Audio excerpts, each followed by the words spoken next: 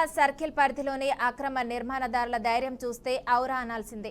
GHMC అధికారుల ఆదేశాలను చర్యలను బేఖాతాలను చేస్తూ వీరు ఇష్టారాజ్యంగా రెచ్చిపోతున్నారు. జీహెచ్ఎంసీ టౌన్ ప్లానింగ్ అధికారుల అవినీతి ధనహారం కారణంగా ప్రతి ఏటా జీహెచ్ఎంసీ ఆదాయానికి కోట్ల రూపాయల నష్టం వాటిల్లుతుంది. సికింద్రాబాద్ సర్కిల్ పరిధిలోని సీతాఫల్ మండీ డివిజన్లో చిలకలగూడ పార్క్ పక్కన ఓ నిర్మాణదారుడు G+2 అనుమతి తీసుకుని 5 అంతస్తుల అక్రమ నిర్మాణం చేపట్టాడు. అనుమతుల నిబంధనలకు విరుద్ధంగా 3 అదనపు అంతస్తులు కట్టాడు.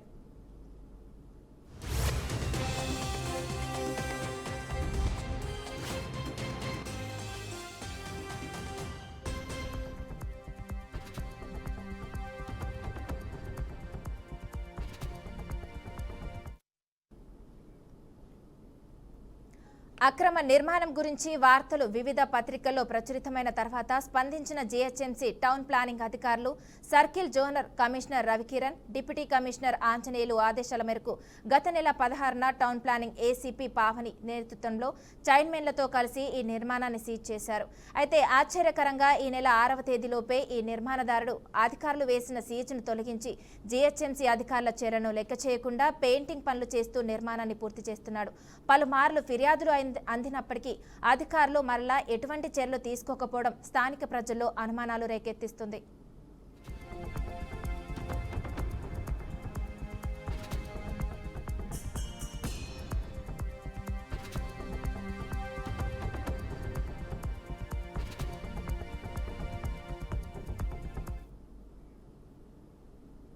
అక్రమ నిర్మాణదారుడితో సికింద్రాబాద్ సర్కిల్ టౌన్ ప్లానింగ్ అధికారులు లోపాయకారి ఒప్పందం చేసుకుని భారీ మామూలు తీసుకుంటున్నారని స్థానిక ప్రజలు అనుమానం వ్యక్తం చేస్తున్నారు. అడ్డుగట్టలోని సంతోష్ స్వీట్ హౌస్ ఎదురుగా మరో నిర్మాణదారుడు G+2 అనుమతి తీసుకుని 4 అంతస్తులు కట్టాడు. ఈ విషయంపై కథనాలు వచ్చిన అధికారులు కేవలం నోటీసులు ఇవ్వడానికే పరిమితమయ్యారు.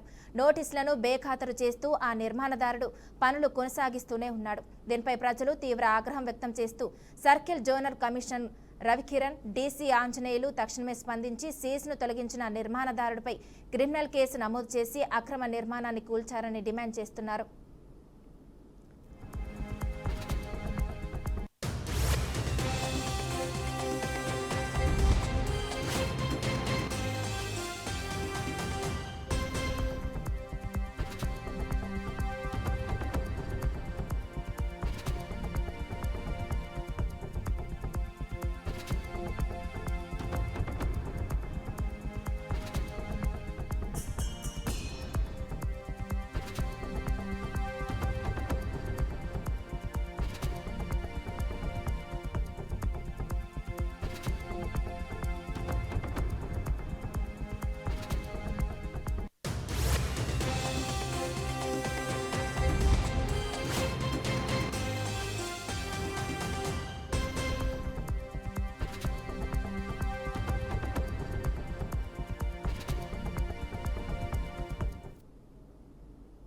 సికింద్రాబాద్ సర్కిల్ పరిధిలోని అక్రమ నిర్మాణదారుల ధైర్యం చూస్తే ఔరా అనాల్సిందే.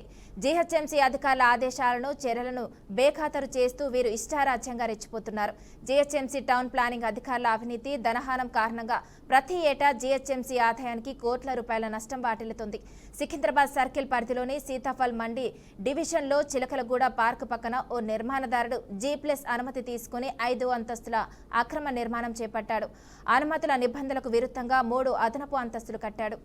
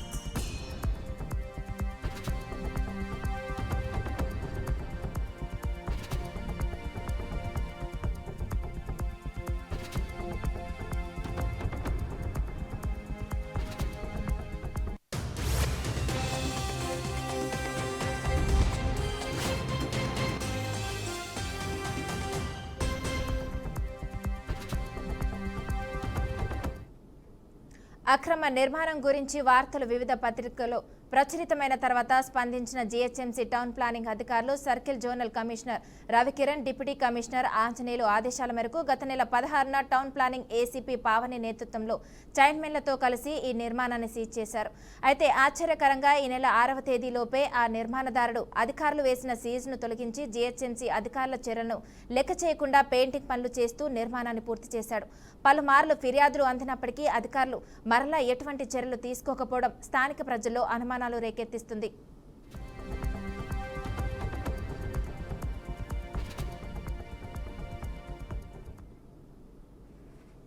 ఇక ఇదే విషయానికి సంబంధించి పూర్తి సమాచారం మా ప్రతినిధి రవీందర్ అందిస్తారు. రవీందర్, చెప్పండి. మానస, ఏదైతే హైదరాబాద్ సికింద్రాబాద్ ఏరియాలలో దాదాపుగా అక్రమ నిర్మాణాలు చాలా విశిష్టతగా పెంచుకుంటూ పోతున్నారు బిల్డర్లు. అయితే ఎక్కడైతే నిర్మాణ స్థలం అయితే కానీ ఖాళీ ప్లేస్లు ఎక్కడైతే ఉంటే అక్కడ కూడా పర్మిషన్ తీసుకోవడం, సర్వే నెంబర్లలో తేడాలు తీయడం, తర్వాత బై 1 బై 2 వేసి కూడా నిర్మాణాలు చేపడుతున్నారు. మొత్తానికి ఎంఆర్ఓ ఆఫీసులు కానీ గ్రేటర్ మున్సిపల్ ఆఫీసులలో కానివ్వండి, ఎక్కడైనా సరే వాళ్ళు ఈ అక్రమ నిర్మాణాలకు వంతపాడుతూ బిల్డర్లకు కానీ తర్వాత వాళ్ళ ఏదైతే అన్యాయాలు ఉన్నటువంటి అధికారుల అండదండలతోనే వీళ్ళ నిర్మాణం అయితే కొనసాగుతున్నది. మొత్తానికి ఒక బిల్డర్ ఇల్లు కట్టాలనుకుంటే G+1 పర్మిషన్ తీసుకుంటారు. G+1 తీసుకున్న వాళ్ళు ఉన్నారు, G+2 తీసుకున్న వాళ్ళు కూడా ఉంటారు. కానీ దాన్ని సాగ్గా చేసుకొని G+5 వరకు కూడా 5 అంతస్తులు 6 అంతస్తుల వరకు కూడా యథేచ్ఛగా నిర్మిస్తారు. అందులో పర్మిషన్ తీసుకున్నప్పుడు కూడా సెట్ బ్యాక్ ఉంటుంది. ఒక ఇంటి మధ్యలో గ్యాప్ సెట్ బ్యాక్ ఎంత ఉండాలి అంటే దాదాపుగా 4 ఫీట్లు 5 ఫీట్ల డిస్టెన్స్ కూడా సెట్ బ్యాక్ తీసుకోవాలి, ప్రీకాషన్ తీసుకోవాలి. సపోజ్ ఆ పర్మిషన్ తీసుకున్నప్పుడు ఆ ఇంట్లో ఏమైనా అగ్ని ప్రమాదం సంభవించినప్పుడు వెంటనే వాళ్ళు సేఫ్ జోన్ అంటే సేఫ్ సైడ్ గా దిగడానికి ఆ విండోస్ కానీ సెట్ బ్యాక్ ప్లేస్లలో ద్వారా మనము బయటపడే అవకాశాలు కూడా ఉంటాయి. అయితే ఏ పర్మిషన్ ఇచ్చినా సెట్ బ్యాక్ కంపల్సరీ ఉంటుంది. G+1 కానీ 2 కానీ ఇచ్చినప్పుడు ఉంటాయి. అయితే ఈ బిల్డర్లు ఏం చేస్తారో ఎస్ఎఫ్టీ పెంచుకోవడానికి కోసం వాళ్ళ ఇంటి నిర్మాణం ఎస్ఎఫ్టీని కూడా వదలకుండా అంటే ఇచ్చినటువంటి పర్మిషన్ కు ఇచ్చిన పర్మిషన్ ఒకటి, మీరు కన్స్ట్రక్షన్ చేసే పర్మిషన్ ఒకటి, అట్లా సేఫ్ జోన్ కూడా సేఫ్ సైడ్ ఇచ్చినటువంటి దాన్ని కూడా కలగొట్టుకొని ఎస్ఎఫ్టీ పెంచుకోవడానికి కోసం నిర్మాణాలు జరుగుతాయి. మొత్తంగా కూడా బిల్డర్లు అనేది అధికారుల దగ్గర తీసుకునే పర్మిషన్ ఒకటి, ఇంకోటి అదనంగా కట్టుకునేటువంటి బిల్డర్ల భాగంగానే ఈ రోజు అక్రమ నిర్మాణాలు అయితే హైదరాబాద్ కానీ సీతాఫల్మండి కానీ సికింద్రాబాద్ ఏరియాలో తర్వాత నాచారం ఏరియా ఇవన్నీ కూడా చాలా పెద్ద ఎత్తున నగరంలో మొత్తంగా చూసినట్లయితే అక్రమ నిర్మాణాలు అన్యంగా కోకొల్లంగా వెలుస్తున్నాయి. కానీ అధికారుల చర్యలు మాత్రం అసలు ఏమాత్రం పట్టింపులు లేవు. కంప్లైంట్ చేసినా కూడా వచ్చే పరిస్థితి లేదు. అయితే ఏదైతే స్థానికులు కంప్లైంట్ చేసి ఏదైతే సెట్ బ్యాక్లు లేవు, ఆ తర్వాత వీళ్ళు ఎక్కడ కూడా నిర్మాణం G+1 ఉంటే G+2 కాకుండా నైబర్స్ కూడా కంప్లైంట్ చేసినప్పటికీ కూడా రాకపోవడం, ఈ అక్రమ నిర్మాణాన్ని ఏదైతే ఇప్పుడు వచ్చినటువంటి భావన యాత్రలో వచ్చినటువంటి సిబ్బంది ఎవరైతే ఉన్నారో అది నామమాత్రంగా ఎంతో ఫోర్స్ ఉంటే తప్ప నామమాత్రంగా వచ్చి గులగొట్టే సందర్భం చూస్తున్నాం. ఇట్లాంటివి కూడా అధికంగా ఉన్నట్టు వాటిని కూడా చర్యలు తీసుకోవాలి. అక్కడ ఉన్న కాలనీ వాసులు కూడా ఆవేదన వ్యక్తపరుస్తున్నారు. వాళ్ళు ఏంటంటే ఈ అక్రమ నిర్మాణాలను తొలగించి అంటే అధికారులు కూడా ప్రభుత్వానికి రావాల్సినటువంటి ఆదాయానికి కూడా వాళ్ళు గండి కొడుతున్నారు. అట్టి అధికారుల పైన కూడా చర్యలు తీసుకోవాలి.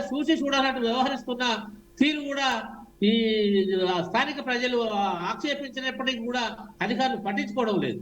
కాబట్టి అట్లాంటి అధికారుల పైన ప్రభుత్వానికి వచ్చే ఆదాయాన్ని ఎక్కడైతే రాకుండా చేసినటువంటి అధికారుల పైన కూడా చర్యలు తీసుకోవాలి. సికింద్రాబాద్ కానీ హైదరాబాద్ కానీ నాచారం కానీ నాపల్లి కానీ రకరకాల మొత్తం కూడా ఈ విధంగా నడుస్తూ ఉన్నది. భూ కబ్జాదారుల అక్రమార్కుల చేతుల్లోకే వెళ్ళిపోతుంది. మానస, అయితే రవీందర్, చెప్పండి, ఈ అక్రమ నిర్మాణాలకు సంబంధించి నోటీసులు ఇస్తున్నారే తప్ప నోటీసులకే పరిమితం అవుతున్నారు. ఎందుకు దీనిపై మౌనంగా ఉంటున్నారు? ఎందుకు చర్యలు తీసుకోవడం లేదు అంటారు?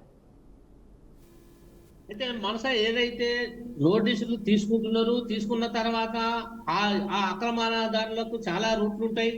ఎవరైతే కబ్జాదారులు ఎవరైతే అక్రమాదానికి పాల్పడినటువంటి వ్యక్తులకు G+2 తీసుకొని G+5 కట్టినటువంటి వ్యక్తులకు అనేక మందితోనే సంబంధాలు ఉంటాయి. అధికారులు కూడా నామమాత్రపు నోటీసులు ఇచ్చి చేతులుకుంటారు. ఆ నోటీసు పొందినటువంటి కాంట్రాక్టర్ ఎవరైతే ఉంటారో బిల్డర్ ఎవరైతే ఉంటారో వాళ్ళు లోకల్ కార్పొరేటర్ కావచ్చు, ఆ స్థానిక కాన్స్టిట్యున్సీ ఎమ్మెల్యే కావచ్చు, లేదా అధికారుల అండదండలతో కావచ్చు. కానీ మొత్తానికైతే నోటీసులు అనేది అధికారులు ఇవ్వడం నామమాత్రం. చాలా చోట్ల చూస్తున్నాం. చాలా మంది కూడా మన బీఆర్కే న్యూస్ కు వచ్చి కూడా నోటీసులు పెట్టుకొని వచ్చి కూడా మనకు వాళ్ళు కంప్లైంట్ చేసుకుని పోయినప్పుడు చెప్పుకుంటడం జరిగింది. ఏదైనా పబ్లిక్ అవేర్నెస్ వస్తున్నది, అధికారులను కూడా డైరెక్ట్ మోమాటం లేకుండా అడుగుతున్నప్పటికీ కూడా చర్యలు నామమాత్రమే. అంటే ఎవరికైనా కాంట్రాక్టర్ కావచ్చు, బిల్డర్ కావచ్చు, వాళ్ళ పక్షాన్ని అధికారులు నాయకులు ఉంటారు కాబట్టి అక్కడ చర్యలు జరగడం లేదు. ఆ ప్రాంతంలో ఏదైతే అక్రమ నిర్మాణాలు ప్రభుత్వానికి రావాల్సినటువంటి ఆదాయమే అధికారులు కొలగొడుతున్నారు. వాళ్ళ జేబుల్లోకి వెళ్ళి వాళ్ళు అక్రమార్జన సంపాదిస్తున్నారు. అంటే వాళ్ళ సొంత లాభం గురించి చూసుకుంటారు తప్ప ఆ ప్రభుత్వానికి ప్రజలకు న్యాయం చేయాలి. మేము ప్రభుత్వ ఉద్యోగస్తులము, ఆ ప్రాంతానికి ప్రజలకైతే ఏ విధంగా మనం మేలు చేయాలనే దృక్పథం ఏ అధికారికి లేకుండా పోయింది ఈ రోజుల్లో. కాబట్టి నోటీసులు అనేది నామమాత్రమే. పబ్లిక్ అవేర్నెస్ తీసుకొని పై అధికారులు కనుక చర్యలు తీసుకొని వాళ్ళ తప్పుడు కాగితాలు సృష్టించిన వ్యక్తులు కానీ అధికారులు కానీ వాళ్ళకు సపోర్ట్ చేసే నాయకుల పైన కూడా ప్రజలు తిరుగుబాటు చేసేటువంటి సందర్భం నెలకొని ఉన్నది. మొత్తంగా చూసినట్టయితే ఏది ఏమైనా తప్పిదం ఎక్కడ జరుగుతుందంటే కార్పొరేషన్ అధికారులమైన బిల్డింగ్ ఇన్స్పెక్టర్ నుంచి మొదలు పెడితే ఆ పై అధికారుల వరకు కూడా ఎక్కడ కూడా నిమ్మకు నీరెత్తినట్టు కూడా చూసి చూడనట్టుగా వ్యవహరిస్తున్నారు. కాబట్టి అటు అధికారుల పైన చర్యలు తీసుకొని ఇట్లాంటి నామమాత్రం పర్మిషన్లు ఇవ్వకుండా చూడాల్సిందిగా అని పబ్లిక్ కోరుతున్నారు. మనస ఓకే, థ్యాంక్ యూ రవీందర్.